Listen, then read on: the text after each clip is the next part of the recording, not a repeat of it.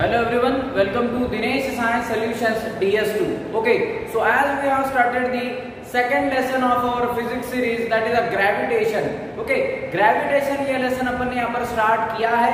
In the last lecture we have studied about the communication satellites. Communication satellites के बारे में हमने यहाँ पर लास्ट लेक्चर में इंफॉर्मेशन ली थी. ओके, और भी एक एडिशनल पॉइंट हमने यहाँ पर स्टडी किया है in the last lecture, that is the projection of satellite. ठीक है, सैटेलाइट का प्रोजेक्शन यानी कि सैटेलाइट किस तरीके से लॉन्च होता है स्पेस के अंदर, ये भी सभी पार्ट अपन ने यहाँ पर लास्ट लेक्चर के अंदर कंप्लीट किया था. ठीक है, वहां पर हमने 4 सैटेलाइट्स दैट इज 4 वेलोसिटीज के बारे में पढ़ा है. पहला that is vertical velocity vv. Okay, second that is escape velocity ve, that is escape velocity, इसके बारे में अपन ने पढ़ा. Then third is horizontal velocity, मतलब सैटेलाइट जैसे ऊपर जाता है उसको रोटेट करना होता है हॉरिजॉन्टल मैनर में, that is called as horizontal velocity. Okay, and the last but not the least that is critical velocity. Critical velocity जो कि जब वो ऑर्बिट के अंदर एंटर करेगा तो स्पेसिफिक ऑर्बिट के अंदर ही उस सैटेलाइट ने एंटर करना चाहिए.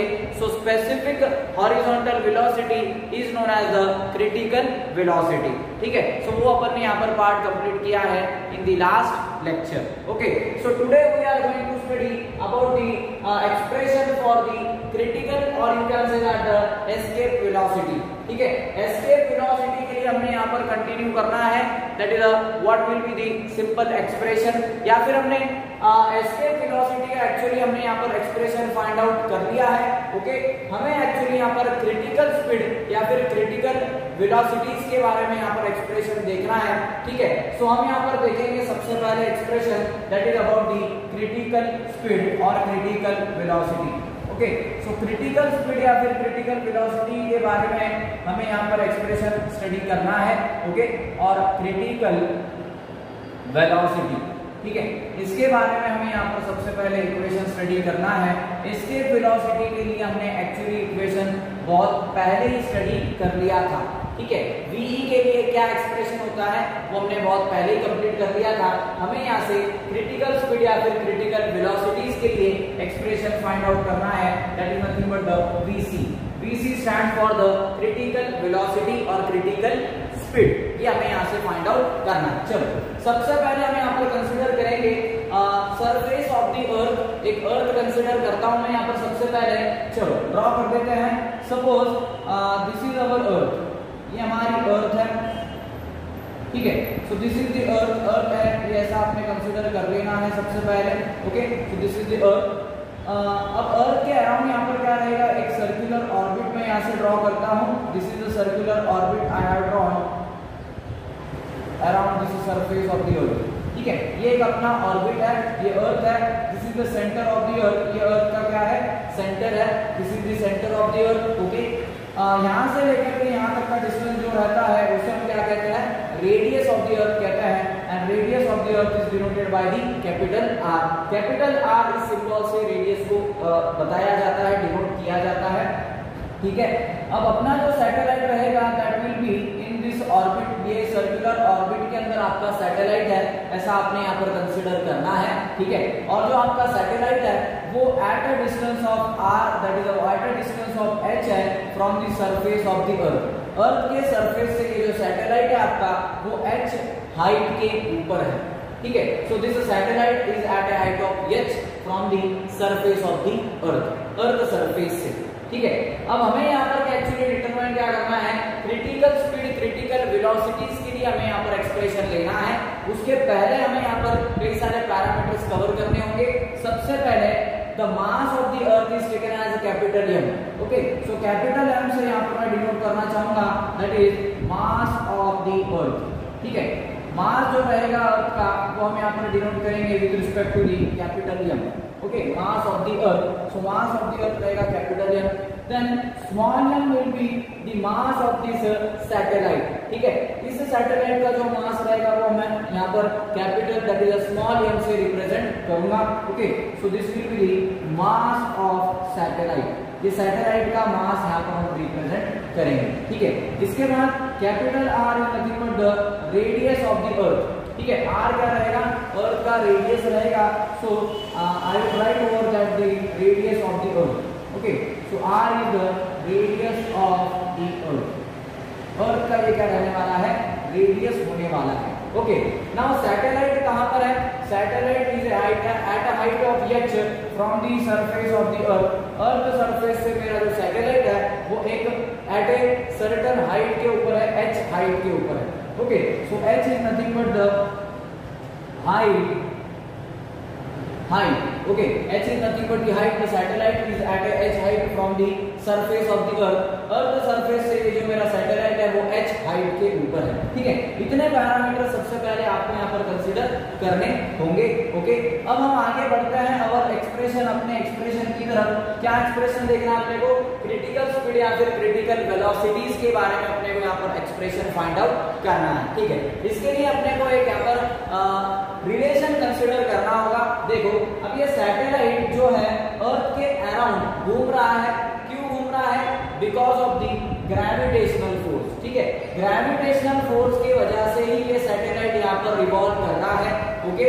और ये जो सैटेलाइट है इसका टोटल मास या फिर इसका जो डायरेक्शन है, ओके, रोटेशन होने का या फिर रिवॉल्यूशन होने का जो डायरेक्शन है is toward the centre of the circle, वो अर्थ के सेंटर की तरफ डायरेक्टेड है, okay. So circular motion is toward the centre of the circle, जो कि ये मोशन है ये सेंटर ऑफ द सर्कल की तरफ डायरेक्टेड है, ठीक है। So I will take the two forces that is the centripetal force and the gravitational force will be equivalent, ठीक है। सो एक सिंपल रिलेशन में ऐसे कंसीडर करूंगा, that is centripetal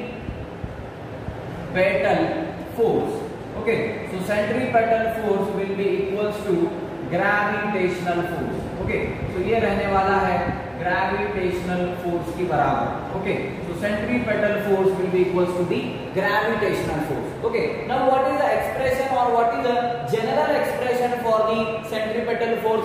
centripetal force के लिए जनरल एक्सप्रेशन जो कि हमने स्कूल लेवल में स्टडी किया रहेगा, क्या है वो, that is mv² divided by r, okay. So mv² divided by r, ये एक्सप्रेशन हमने देखा है अबाउट द सेंट्रीपेटल फोर्स, ठीक है।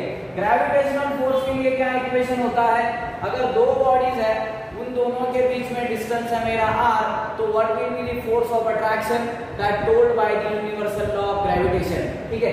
यूनिवर्सल लॉ ऑफ ग्रेविटेशन के हिसाब से ग्रेविटेशनल फोर्स का इक्वेशन क्या है, that is gmm divided by r square, okay। So g capital M, this is the mass of the earth, and small m, this will be the mass of the satellite divided by r square, okay. चलो ये दोनों equivalent रख दिए मैंने। अब हमें क्या find out करना है, हमें यहाँ पर क्रिटिकल स्पीड या फिर क्रिटिकल वेलोसिटीज के लिए एक्सप्रेशन फाइंड आउट करना है। तो इस v के सफिक्स के नीचे मैं c लिख सकता हूँ, vc is nothing but the critical speed और क्रिटिकल वेलोसिटी। चलो सो यही तो अपने को फाइंड करना है, इसके लिए वहां पर vc लिख दिया।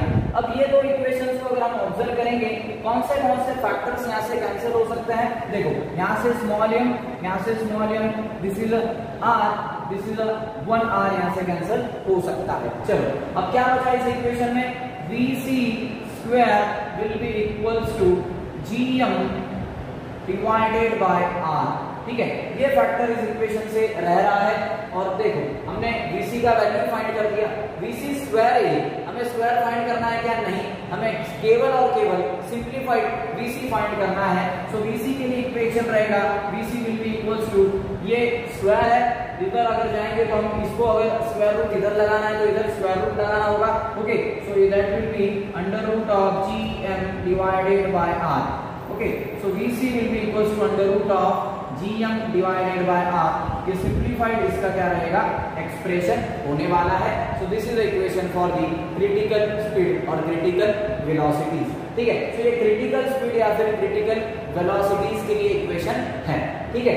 अब इस इक्वेशन के अंदर हम थोड़ा माइनर चेंज ला सकते हैं। ये जो आपका r है, ठीक है, ये जो आपका r है, इस r की जगह पे हम यहाँ पर टोटल डिस्टेंस कंसीडर कर सकते हैं, ठीक है। मतलब यहाँ से लेकर के तो यहाँ तक का जो डिस्टेंस है इसको आप r कह सकते हो, ठीक है। So r can be equivalent with respect to the total distance from the centre of the earth to the satellite, ठीक है। सैटेलाइट से लेकर के तो अर्थ के सेंटर तक का डिस्टेंस कितना है, r और h है, दोनों का अगर एडिशन करो तो टोटल डिस्टेंस हम यहाँ से ले सकते हैं, सो r + h, this will be the total distance. ये मेरा यहाँ से क्या रहेगा, टोटल डिस्टेंस होने वाला है। सो ये स्मॉल r की जगह पर हम क्या लिख सकते हैं, r + h लिख सकते हैं, ठीक है। सो मैं यहाँ पर लूंगा BC will be equals to √gm divided by r + h, r + h हम यहाँ पर कंसीडर कर सकते हैं, ठीक है। सो ये भी एक एक्सप्रेशन रहेगा यहाँ से। अब इस इक्वेशन को हम एक्सेलरेशन ड्यू टू ग्रेविटी के फॉर्म में क्या लिख सकते हैं, ठीक है। देखो सोच सकते हो आप थोड़ा, इस इक्वेशन को हम एक्सेलरेशन ड्यू टू ग्रेविटी के फॉर्म में क्या लिख सकते हैं। सबसे पहले तो एक्सेलरेशन ड्यू टू ग्रेविटी का फॉर्मूला जो कि अपने को पता होना चाहिए, what is the formula for the acceleration due to gravity. Acceleration due to gravity is denoted by the letter small g, ठीक है। स्मॉल g से एक्सेलरेशन ड्यू टू ग्रेविटी को डिनोट किया जाता है और इसके लिए फंडामेंटल एक्सप्रेशन होता है, क्या होता है, that is nothing but gm divided by r²। Okay, this is a fundamental that is a formula that we have discussed in the last lectures, ठीक है। हमने एक्सेलरेशन ड्यू टू ग्रेविटी अलग-अलग cases के लिए फाइंड की थी, उसके पहले हमने एक्सेलरेशन ड्यू टू ग्रेविटी के बारे में पढ़ा है। Okay, so g is the acceleration due to gravity, g is the capital G is the gravitational constant, m is the mass of the earth and r is the distance between the both you can say that masses or the satellite at the earth, ठीक है।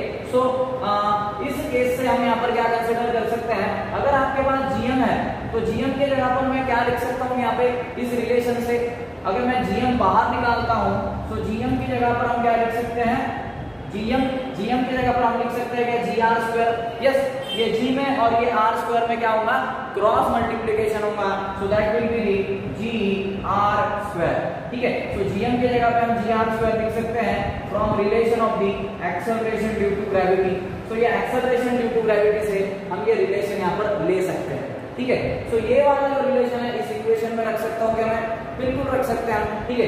Equation को नाम नहीं दिया अपन ने, चलो इसको नाम दे सकते हैं, this will be the equation number first and this will be the equation और रिलेशन नंबर सेकंड, ठीक है। चलो अब यहाँ पर क्या कर सकते हैं, सब्स्टिट्यूट कर सकते हैं, substituting equation 2 in equation first, ठीक है। सेकंड वाला जो रिलेशन है, सेकंड वाला जो इक्वेशन है, मतलब gm का वैल्यू मैं क्या कर सकता हूँ, फर्स्ट वाले इक्वेशन के अंदर प्लेस कर सकता हूँ। So BC will be equals to √, gm की जगह पे क्या लिखेंगे हम, gr² लिखेंगे, ओके।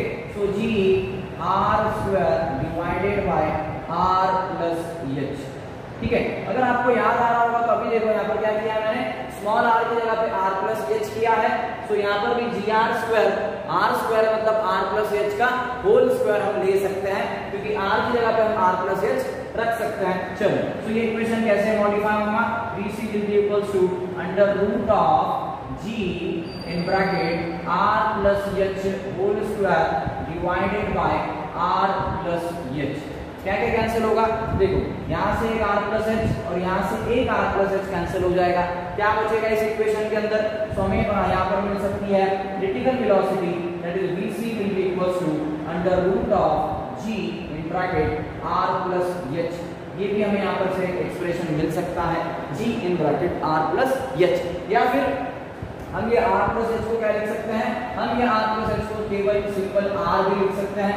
देखो क्यों, क्योंकि यहाँ पर r इक्वल्स टू क्या होता है, r + h होता है, तो हम r + h को r भी लिख सकते हैं। तो BC will be taken as BC equals to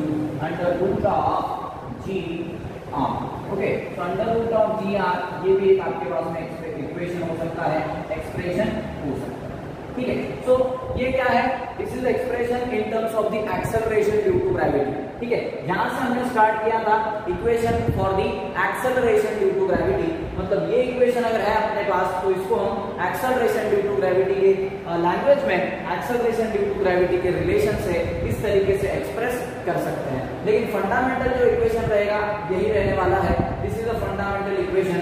इस इक्वेशन को हम लेबल कर सकते हैं suppose A equation, okay, so A equation is the fundamental equation for the critical velocity और critical speed। अब जब भी हम critical speed और critical velocities की बात करेंगे तो वहां पर यही हम इक्वेशन यूज करेंगे। so BC is equals to √gm divided by small r, okay। so this is a simple expression expression about the critical speed और क्रिटिकल वेलोसिटीज। ये क्रिटिकल स्पीड या फिर क्रिटिकल वेलोसिटीज के लिए अपने पास क्या है, सिंपलीफाइड इक्वेशन है, रिलेशन है। ठीक है, आगे बढ़ते हैं। नेक्स्ट इक्वेशन अपने को पढ़ना है about the time period. Okay, so time period के लिए हम यहाँ पर इक्वेशन जानना चाहते हैं, इक्वेशन स्टडी करना चाहते हैं। So let us see expression for time period of satellite का टाइम पीरियड हम यहाँ से फाइंड आउट करना चाहते हैं। Okay, we are going to find out the time period of satellite and time period of satellite is denoted by the letter T. T से इसको denote किया जाता है। Okay, so time period is denoted by the letter capital T. Capital T से इसको यहाँ पर representation इसका किया जाता है। चलो, so first of all I will take over here. अब टाइम पीरियड क्या होता है, सबसे पहले तो ये हमें यहाँ पर समझना चाहिए what is time period. Time period क्या होता है? ओके, टाइम पीरियड का डेफिनेशन क्या हो सकता है? The time taken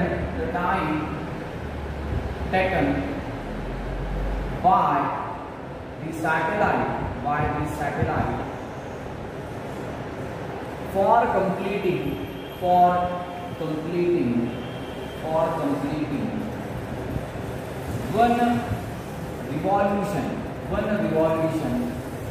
one revolution. The time taken by the satellite for completing one revolution is known as time period of satellite।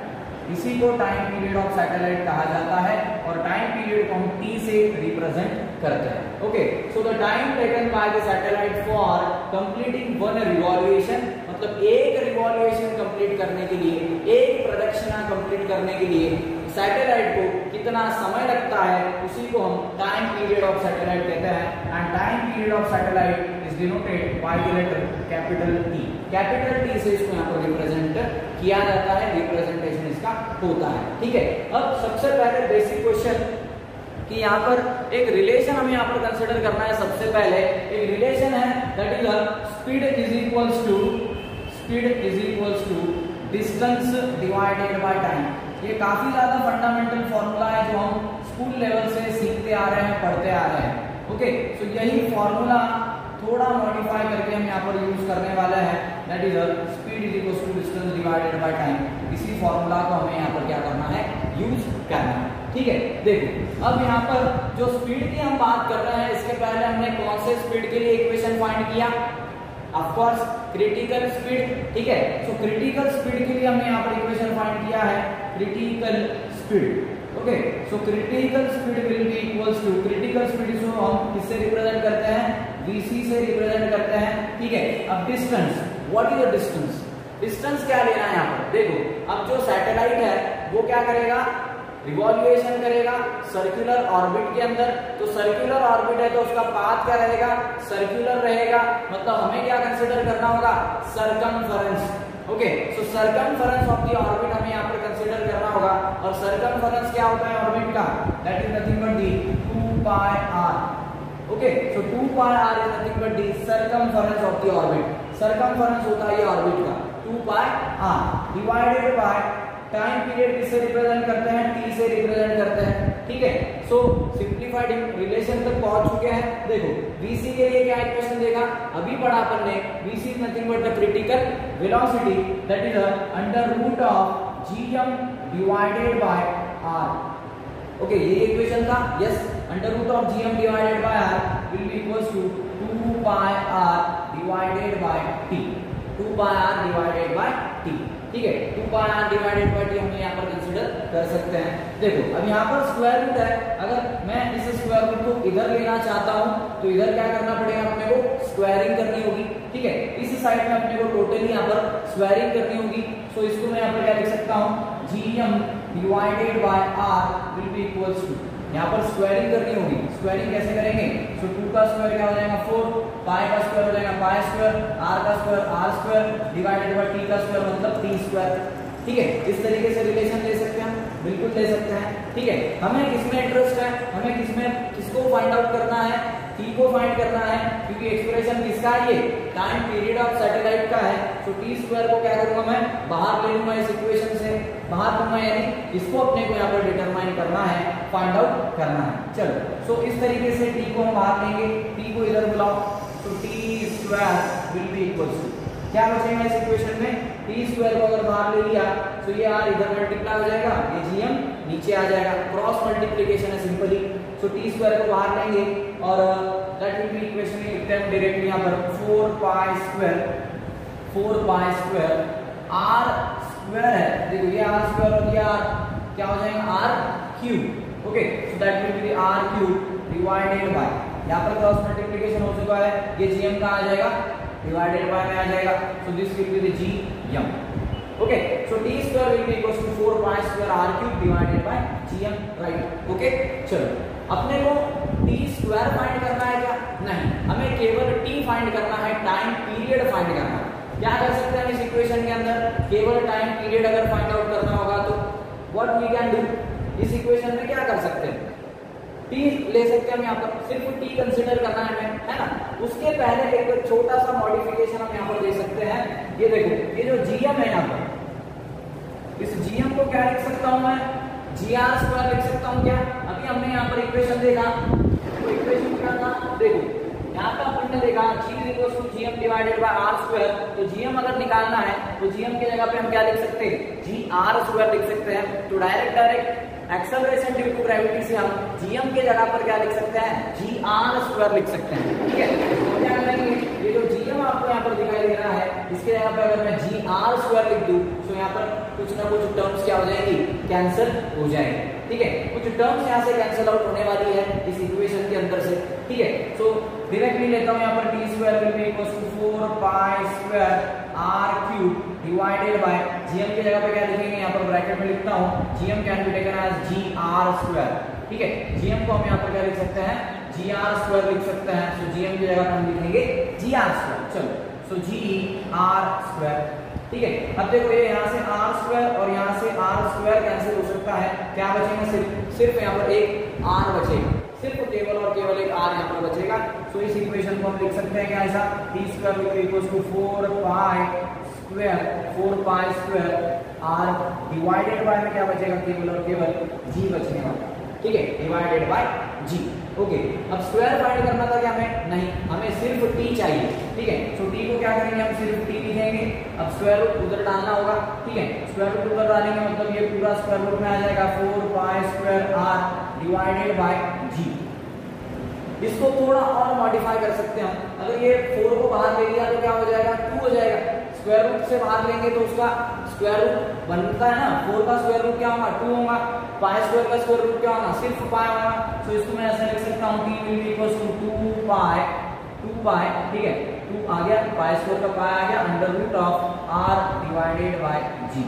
ठीक है, आर डिवाइडेड बाय जी। तो ये क्या होगा मेरा सिंप्लीफाइड एक्सप्रेशन और simplified expression for the time period of satellite. So time period of satellite के लिए हमारा एक्सप्रेशन हो चुका। ठीक है, so this is a simple expression for the time period of satellite. ठीक है, ये टाइम पीरियड ऑफ सैटेलाइट के लिए इक्वेशन रहेगा। इसको हम सिंपली मॉडिफाई भी कर सकते हैं। क्या मॉडिफिकेशन दे सकते हैं यहाँ पर, ये जो स्मॉल आर आपको यहाँ पर दिखाई दे रहा है उसको हम क्या लिख सकते हैं, आर प्लस एच लिख सकते हैं, एन ए कि एक हाइट के ऊपर अगर मेरा सैटेलाइट है तो उसके लिए टाइम पीरियड इस तरीके से रहेगा। चलो यहाँ पर लेकर लिख ही लेते हैं एक बार। सो यहाँ पर r इज इक्वल टू मैं ले सकता हूँ r प्लस एच। ठीक है, ये रिलेशन हम यहाँ पर प्लेस कर सकते हैं इस इक्वेशन के अंदर। So t will be equal to 2 pi under root of r plus H divided by g। ठीक है, तो ये भी एक इक्वेशन का तरीका हो सकता है लिखने का हमारा। So this will be another equation. Okay, so इस तरीके से इस लेक्चर में हमने यहाँ पर क्या देखा, expression for the critical velocity और क्रिटिकल स्पीड क्या होता है वो अपन ने यहाँ कंसिडर किया, that is under root of GM divided by R. इसके बाद हमने यहाँ पर देखा what is the expression for the time period of satellite. Satellite को एक रिवॉल्यूशन कंप्लीट करने के लिए कितना यहाँ पर टाइम पीरियड लगने वाला है वो भी अपन ने यहाँ से कंप्लीट आउट किया। Okay, so today we shall stop over here and next part will continue in next lecture. Thank you very much.